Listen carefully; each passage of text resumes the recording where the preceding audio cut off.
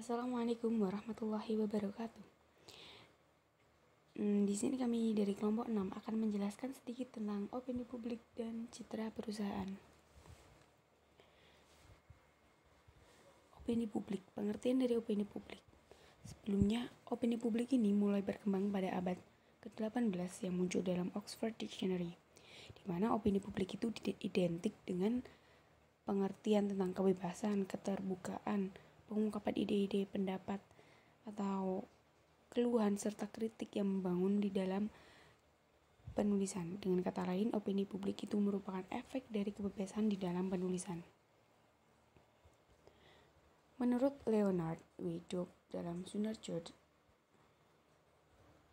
1984, opini publik yaitu sikap orang mengenai suatu hal di mana mereka merupakan anggota dari sebuah masyarakat yang sama. Marianne de Iris dan James W. Protro dalam Effendi menyebutkan bahwa opini publik adalah ekspresi sikap mengenai persoalan masyarakat.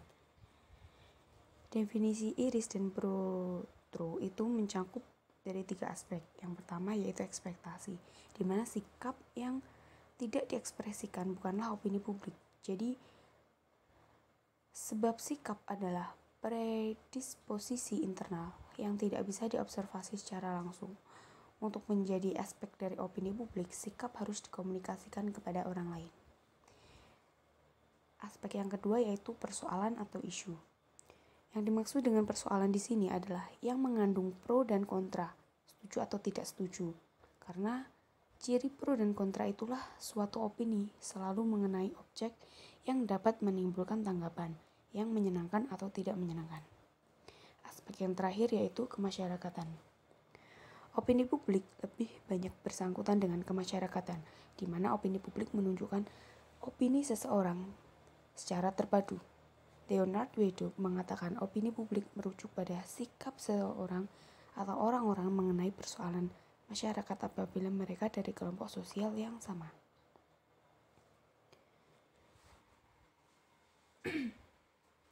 Menurut Effendi, untuk memperoleh suatu kejelasan mengenai opini publik, perlu dikemukakan tentang jenis-jenis opini lainnya yang berkaitan dengan opini publik tersebut dan penting untuk diketahui oleh public relation officer atau public humas, pejabat humas. Yang pertama yaitu dari opini individu, di mana merupakan pendapat seseorang secara perorangan mengenai suatu hal yang terjadi di masyarakat.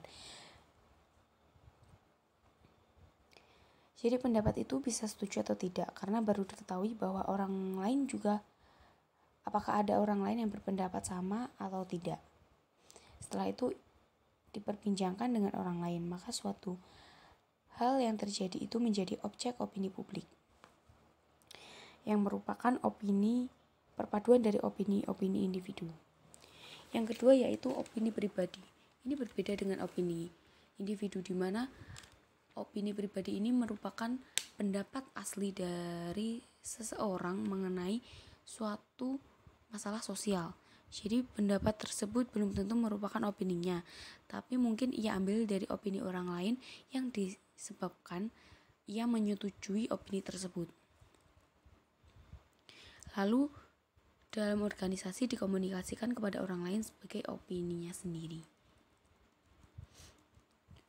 Yang ketiga yaitu opini kelompok. Opini kelompok yaitu merupakan pendapat kelompok mengenai suatu masalah sosial yang menyangkut kepentingan banyak orang, termasuk sekelompok orang tadi. Yang keempat yaitu opini mayoritas, di mana pendapat orang-orang terbanyak dari mereka yang berkaitan dengan suatu masalah yang pro, mungkin yang kontra, mungkin yang mempunyai penilaian lain. Di sini biasanya muncul opini mayoritas itu dibawa kepada suatu forum terbuka dalam suatu lembaga, misalnya parlemen, di mana bisa dihitung beberapa orang yang pro dan beberapa orang yang kontra, dan berapa pula yang tidak termasuk keduanya. Selanjutnya yaitu opini minoritas, di mana merupakan kebalikan dari opini mayoritas. Pendapat orang yang relatif jumlahnya sedikit dibandingkan mereka yang terkait dengan suatu masalah sosial. Selanjutnya, opini massa. Di sini merupakan tahap kelanjutan dari opini publik. Opini yang bersifat massa ini bisa beralih bentuk menjadi tindakan fisik, sering kali tindakan yang bersifat destruktif. Yang terakhir yaitu opini umum, di mana pendapat yang sama dari semua orang dalam suatu masyarakat mengenai masalah yang menyangkut kepentingan umum. Dari definisi tersebut terdapat kesamaan dengan opini massa di mana keduanya mempunyai pendapat yang sama. Perbedaannya, jika di opini massa, pendapat yang sama itu merupakan hasil perkembangan dari opini publik, yaitu pendapat kontroversial. Pada opini umum berbeda, karena di tengah-tengah masyarakat muncul suatu masalah yang menyangkut kepentingan umum, di mana semua orang yang pro atau di mana semua orang yang kontra. Abel Som dalam Kasali 1994 menyebutkan bahwa opini mempunyai unsur sebagai molekul opini. Ada 3. Yang pertama, belief atau kepercayaan. Yang kedua, attitude, di mana sering disebut sikap yang merupakan opini yang tersembunyi dalam batin seseorang. Pendirian yang diungkapkan dalam bentuk apapun seperti simbol, raut muka, ekspresi, warna pakaian yang dikenakan, dan lain-lain disebut opini. Yang ketiga yaitu perception. Akar dari opini tidak lain adalah persepsi. Persepsi itu pun ditentukan oleh beberapa faktor. Yang pertama, latar belakang budaya. Yang kedua, pengalaman masa lalu. Yang ketiga, nilai-nilai yang dianut. Dan yang terakhir yaitu berita-berita yang berkembang. Selanjutnya, pembentukan opini publik. Berdasarkan hasil penelitian, opini publik itu dikonsentrasikan pada masalah-masalah 4 di bawah itu. Yang pertama, dasar terjadinya opini publik. Dengan arus yang keras, kelompok potensial atau umum, situasi yang bagaimana, dan arahnya yang kemana, lebih positif atau negatif. Yang kedua, dasar untuk bertahan. Itu tentang bagaimana opini publik itu bisa bertahan dan kekuatan apa yang mendorong hal tersebut dapat bertahan. Yang ketiga, sebagai tolak ukur, metode, dan teknik penjajakan opini. Dengan munculnya opini publik bisa dicermati siapa yang memiliki keterbukaan dan sejauh mana keterbukaan tersebut bisa tampak pada kualitas opini publik. Yang terakhir yaitu pengaruh di bidang politik dan kehidupan bermasyarakat untuk opini publik. Setelah kita membahas tentang opini publik, kita selanjutnya membahas tentang citra perusahaan. Menurut Bill Canton dalam Suka Tandel 1990 mengatakan bahwa citra adalah kesan, perasaan, gambaran diri publik terhadap perusahaan. Kesan yang sengaja diciptakan dari suatu objek, orang, atau organisasi. Jadi, ungkap Suka Tandel, citra itu dengan sengaja diungkapkan agar bernilai positif. Citra itu sendiri merupakan salah satu aset terpenting dari suatu perusahaan atau organisasi. Setiap perusahaan mempunyai citra sebanyak jumlah orang yang memandangnya. Berbagai citra perusahaan datang dari pelanggan perusahaan, pelanggan potensial, bankir, staf perusahaan, pesaing, distributor, pemasok, asosiasi dagang, dan gerakan pelanggan di sektor perdagangan yang mempunyai pandangan terhadap perusahaan tersebut. Ada banyak sekali citra perusahaan. Setiap pembantu inovatif sangat memperhatikan karyawannya, bervariasi dalam produk, tempat dalam pengiriman, dan lain-lain. Tugas perusahaan dalam rangka membentuk citranya adalah mengidentifikasi seperti apa yang diinginkan dalam membentuk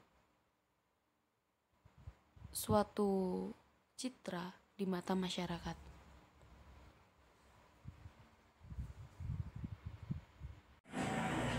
Oke, baiklah, pembahasan selanjutnya yaitu proses pembentukan citra perusahaan.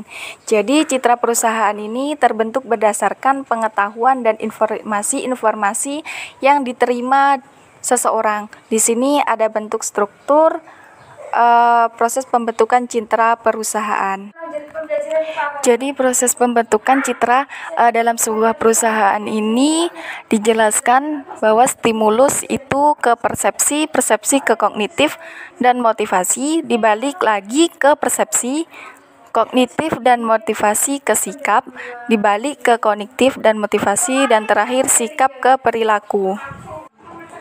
Jadi model pembentukan citra ini menunjukkan bagaimana stimulus yang berasal dari luar diorganisasikan dan dipengaruhi respon. Stimulus atau rangsang yang diberikan pada individu dapat diterima atau ditolak. Jika rangsang ditolak, maka proses selanjutnya tidak akan berjalan dengan lancar. Hal ini menunjukkan bahwa rangsangan tersebut tidak efektif dalam mempengaruhi individu karena tidak ada perhatian dari individu tersebut.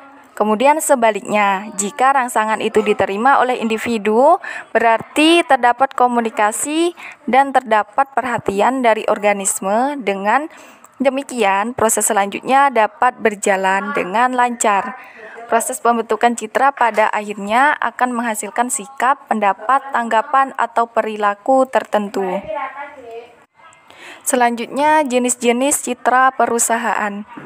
Frank Jeffkins dalam bukunya Public Relations 1984 dan buku lainnya Essential of Public Relations 1998 mengemukakan jenis-jenis citra antara lain.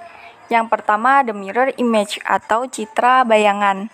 Citra ini melekat pada orang dalam atau anggota organisasi, biasanya seorang pemimpin, yaitu anggapan pihak luar tentang organisasi. Yang kedua, the current image atau citra yang berlaku. Citra yang terdapat pada publik eksternal, yaitu berdasarkan pada pengalaman atau menyangkut miskinnya informasi dan pemahaman publik eksternal. Citra ini bisa bertentangan dengan mirror image. Yang ketiga, the wish image atau citra yang diinginkan. Manajemen menginginkan pencapaian prestasi tertentu dalam sebuah perusahaan. Yang keempat, the multiple image atau citra majemuk.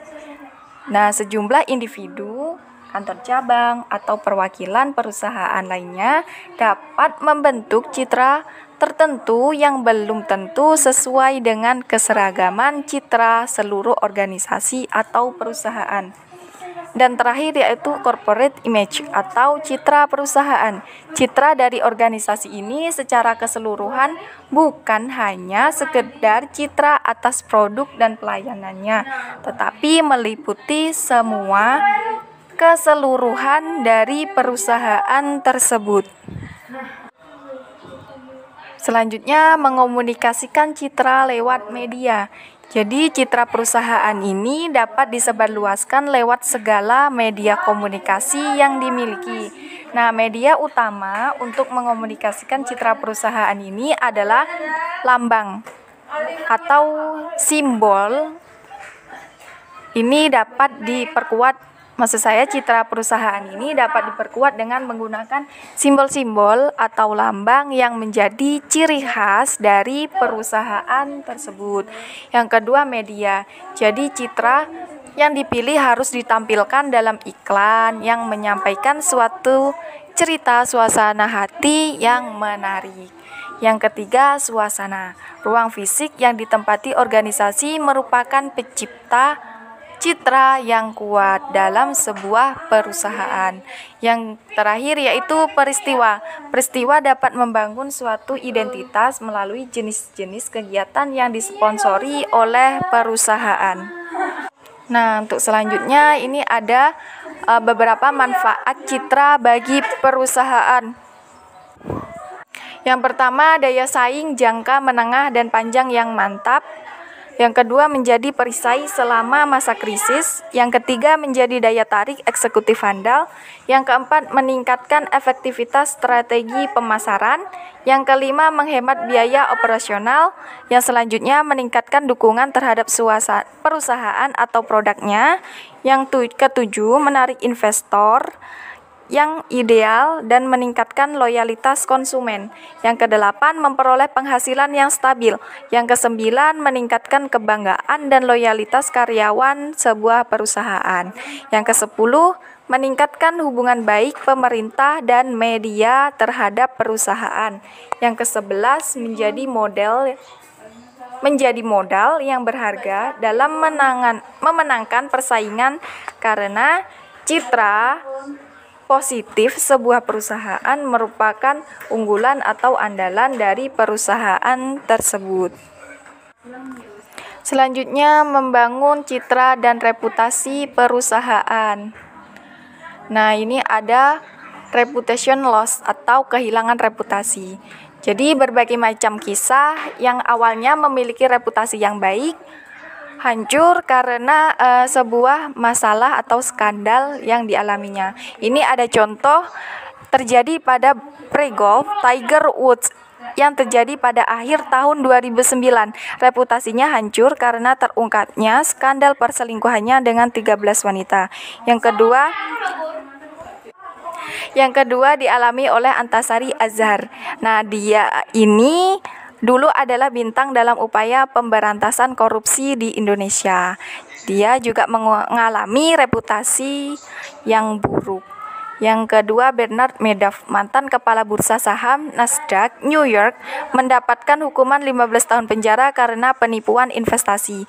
Yang selanjutnya atau yang terakhir yaitu bangkrutnya Japan Airlines dengan menanggung 2,32 triliun yen. Jadi berdasarkan contoh tersebut dapat kita simpulkan bahwa sebuah reputasi pribadi maupun perusahaan bisa hancur hanya karena skandal yang menimpa karyawan atau individu dalam sebuah perusahaan atau organisasi.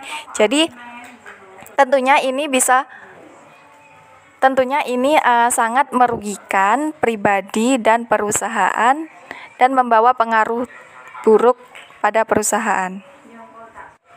Oke, selanjutnya yaitu persepsi, citra, dan realitas. Jadi persepsi adalah suatu proses di mana seseorang menyeleksi, mengorganisasi, dan menginterpretasi stimulus ke dalam suatu gambaran dunia yang menyeluruh. Yang selanjutnya, citra perusahaan adalah persepsi yang berkembang dalam publik mengenai realitas dari perusahaan itu. Jadi yang terakhir yaitu citra perusahaan di mata publik dapat terlihat dari pendapat atau pola pikir pada saat mempersepsikan realitas yang terjadi. Jadi, realitas dalam public relation adalah apa yang tertulis di media. Pengertian reputasi menurut Denney dan Cannon, reputasi perusahaan berhubungan dengan sejarah atau riwayat perusahaan terutama dalam hubungannya dengan pihak lain. Dasar reputasi adalah social responsibility, emotional appeal, financial performance, product and service, vision and leadership. Terdapat 5 dimensi kualitas layanan yaitu tangible, responsiveness, assurance, reliability, empathy.